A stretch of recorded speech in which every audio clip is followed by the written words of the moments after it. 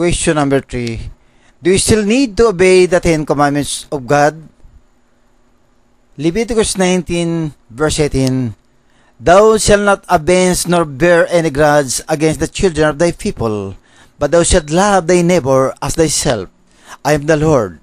Deuteronomy 6, 4-5. Hear, O Israel, the Lord our God is one Lord. And thou shalt love the Lord thy God with all thine heart, and with all thy soul, and with all thy might. Deuteronomy chapter 10, verse 12-13. And now, Israel, what doth the Lord thy God require of thee, but to fear the Lord thy God, to walk in all his ways, and to love him, and to serve the Lord thy God with all thy heart, and with all thy soul, to keep the commandments of the Lord and his statutes, which I command thee this day for thy good. Deuteronomy 11:1. Therefore thou shalt love the Lord thy God, and keep his charge, and his statutes, and his judgment, and his commandments always. The 10 commandments is personally written by the finger of God, and no man shall change, disregard, or stop it. Exodus 13:18. And he gave unto Moses, when he had made an end of communing with him upon Mount Sinai, 2 tablets of testimony, tables of stone, written with the finger of God. God will make a new covenant for us upon entering his kingdom, and it will be forever, obedient to his commandments and laws. Luke 18:18-22. And a certain ruler asked him, saying, Ask our Lord, Good Master, what shall I do to inherit eternal life? And Jesus said unto him, Why callest thou me good? None is good, save one, that is God. Thou knowest the commandments: do not commit adultery, do not kill, do not steal, do not bear false witness, honor thy father and thy mother. And he said, All these have I kept from my youth up. Now when Jesus heard these things, he said unto him, Yet lackest thou one thing. Sell all that thou hast, and distribute unto the poor, and thou shalt have treasure in heaven, and come, follow me. Hebrews 8:10-11. For this is the covenant that I will make with the house of Israel after those days, says the Lord. I will put my laws into their mind, and write them in their hearts. And I will be to them a God, and they shall be to me a people. And they shall not teach every man his neighbor, and every man his brother, saying, Know the Lord. For all shall know me, from the least to the greatest. To know God, to praise God, and to love God, is to obey his commandments. This covenant, putting the commandments into our minds and hearts, shall take effect upon entering his kingdom. It will be forever. Question number 4. Is the present priests and preachers, pastor, evangelists, ministers, etc. authorized by God to solicit and receive tithes? No.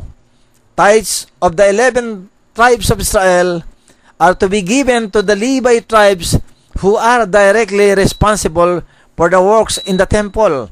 It is their salary.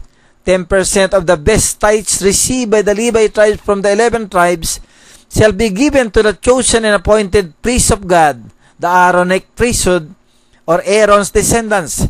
It is their salary. The temple law was stopped on the cross, which includes tithes giving in the Aaronic priesthood. There is no more temple of God on earth, no temple works for the Levite tribes and the Aaronic priests. So there is no tithes needed. Hebrew 10:1-14. And in question number 5, how many kinds of tithes are there? There are 4 kinds of tithes. First, tithes given by Abraham to Melchizedek, Hebrews 7:1-4. Second, tithes given by the whole congregation of Israel, the 11 tribes, to the Levites, Deuteronomy chapter 26, verse 21-34. Third, tithes given by the Levites for the priests or Aaronic priesthood, Deuteronomy chapter 26, verse 26 and verse 28. And fourth, tithes given to the poor every 3 years, Deuteronomy 26:12. Question number 6. How many kinds of Sabbath rest are there? There are 4 kinds of Sabbath divided into 2 groups. that was made by God for mankind.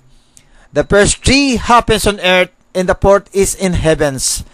The first Sabbath is the ordinary 7th-day Sabbath rest, which is falls every 7th day or Saturday.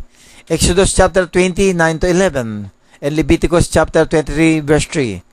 The second Sabbath is the 7 special Sabbaths, also called High Sabbaths, annual feast days, and holidays given by God. This is the first group, Leviticus 23, chapter 4 through 37.